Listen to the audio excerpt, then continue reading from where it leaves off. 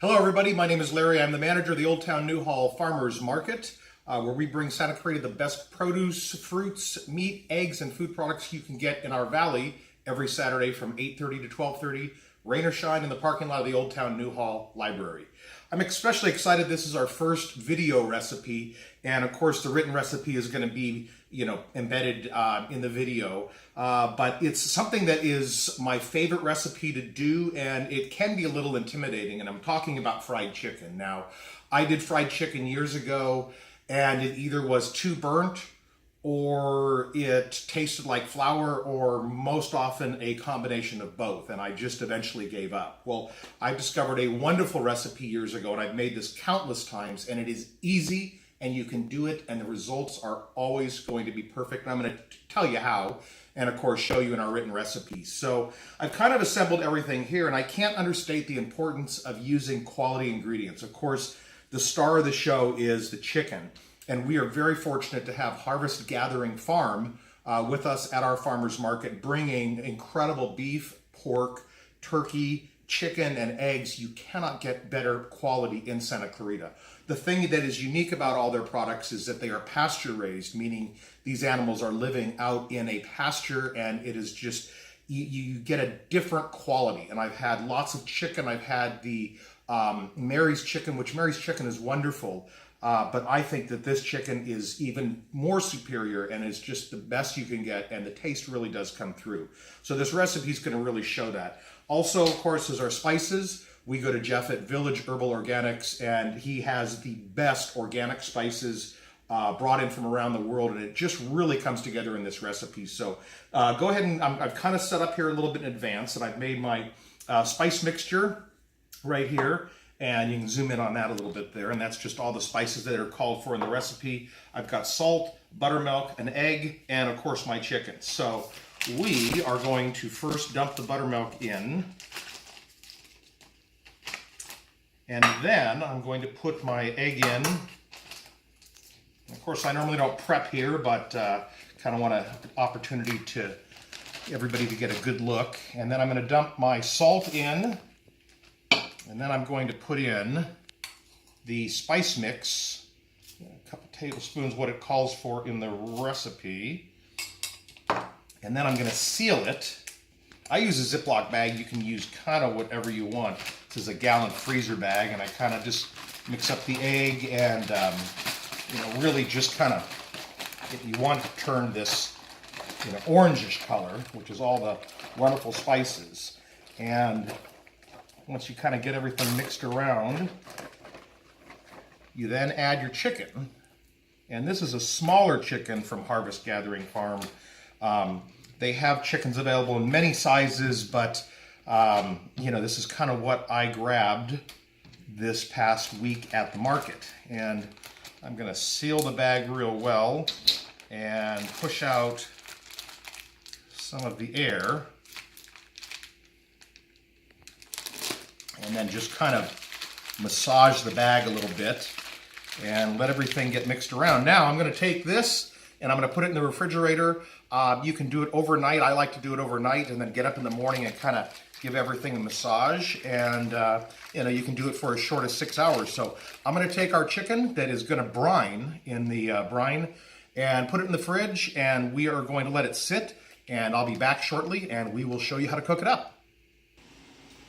Okay, so we've let the chicken sit in the fridge for overnight, and here we are, and it's time now to actually cook the chicken, and this is the easy part, and trust me, I've got some oil heated here in the pan. I've heated it up a little bit too high, and I'm going to dig in here, and I'm going to start with the smaller pieces, the wings, and of course I've already washed my hands, and I'm going to dig out, and they're in here somewhere. I'm going to dig out the wings, shake off a little bit, and plop them down. I've already got my flour mixture here.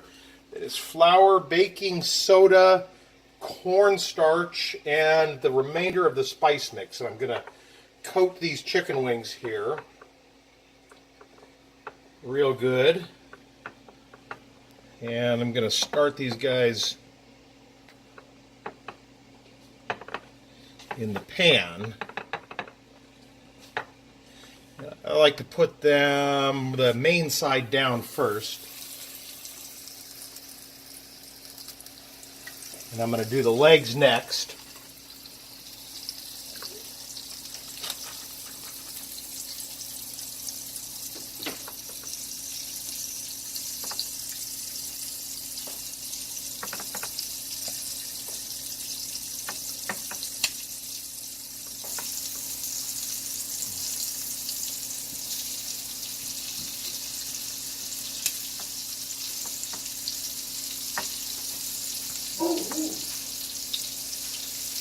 And there we go.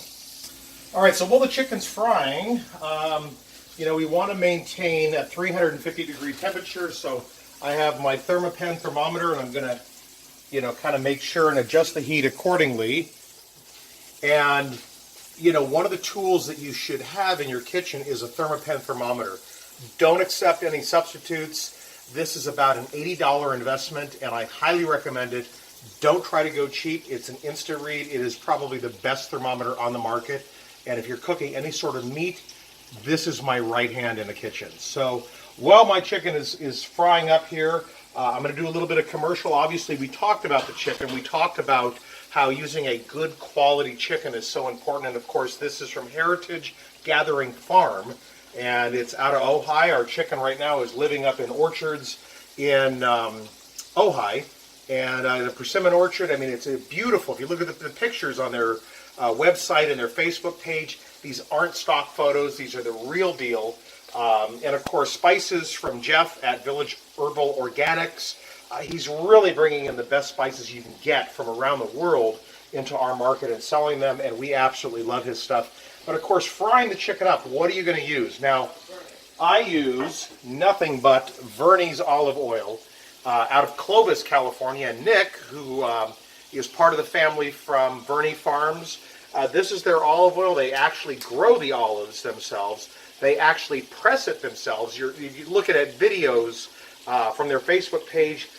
You cannot get better olive oil in California. They really are seeing it from growing through production, through bottling.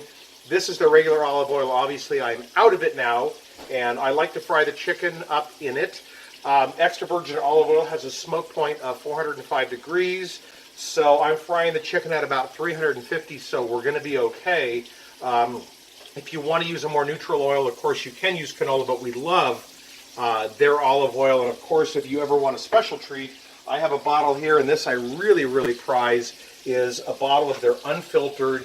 It is the first pressing of their olive oil. You can just look at the green that's in this. It's absolutely amazing. I do not fry in this. I put it on my salads and things like this. Extremely special oil, and if you ask him about the unfiltered stuff, he will gladly show you. Well, we're getting down to the end here, and I am doing the breasts. Now, I like to go from smallest piece, which is the wing, to largest piece. And keep in mind, we are not looking at temperature of the meat here. We are looking at golden brown. We really want everything just to look good, and that's part of the secret of this recipe. Wonderful recipe. Now, I obviously kind of was a bit negligent here, and I did the breasts a little bit too long. But I'm going to get ready to pull them off right now, and I'm putting them onto the to sit here. You can kind of see. I am going to, and this is it for them. And I have pulled them off, and I'm going to place them into the oven now, 350 degree oven.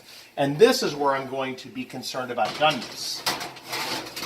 And of course, now is a good time, if you have time, have a nice glass of wine. Not required, but I highly suggest it. Fried chicken and a spicy chicken like this really goes well with a nice Pinot Noir. Of course, not getting paid or reimbursed by them, but Costa Browne makes probably some of the best Pinot Noir in our state. So chicken's in the oven, and very shortly I'm going to start testing them for temperature, and we're going to see what we have. Okay, so we are now done baking the chicken the rest of the way. Now, when we bake it, we want to make sure that it gets to be the proper temperature. Now, the USDA recommends that chicken be cooked to 165 degrees.